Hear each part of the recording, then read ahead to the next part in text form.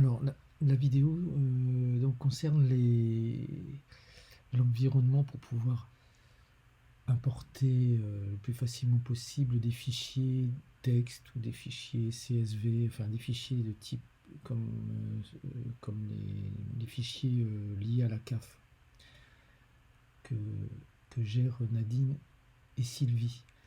Donc j'ai fait une table en prévision de tous les imports de ce type qu'on pourrait avoir à faire. Donc là j'ai créé une première instance avec le cas qui nous occupe, là, le cas de la CAF.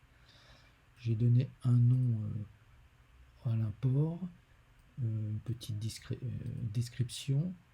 Là il y a le nom d'un script qui va être enclenché par la routine. Le script va être joué par le serveur, donc toute cette procédure pourra être effectuée en web direct facilement.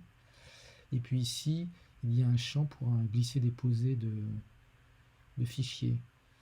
Donc là, je vais chercher le fichier de Nadine. Et normalement, il y a le bouton de lancer l'importation qui se lance. Je n'ai qu'à cliquer dessus. Et j'ai un message normalement qui me donne toutes les informations dont j'ai besoin. Donc ce message pourrait être évidemment envoyé dans un mail si besoin était. Donc on a le nom de l'import, fichier CAF, le nom du fichier importé, alp.txt,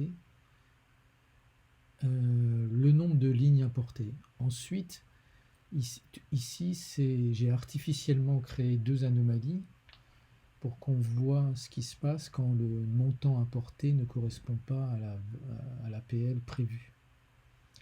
Donc ici, par exemple, dans les 32 lignes, j'ai artificiellement créé une erreur sur deux cas. Donc là, on voit le nom, la personne, son numéro d'adhérent, sans la lettre de fin, l'APL qui avait été prévue, l'APL importée, et puis la régularisation qui serait à faire. Chaque lancement d'importation crée un historique, une base import historique, où on voit à quel moment ça a été lancé, le nom du fichier, le type d'import qui a été lié, qui est lié à l'importation. Un log qui rappelle tout ça, mais surtout qui rappelle qui a fait l'exportation. Et puis surtout, il y a ce petit rapport qui est déjà au format JSON, le rapport d'anomalie. C'est les deux anomalies que j'ai artificiellement créées. Donc ça permettrait, par exemple, de pouvoir gérer assez facilement une correction automatique dans tes tables où on voit les lignes des montants APL. On pourrait facilement, puisqu'on a tous les éléments ici, le numéro d'adhérent, les montants qui sont en cause, etc., on pourrait imaginer une création automatique dans tes lignes.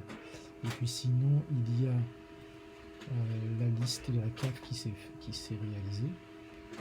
Et là, pareil, pour les deux cas que j'ai artificiellement mis en erreur, eh bien on a le petit log qui va bien.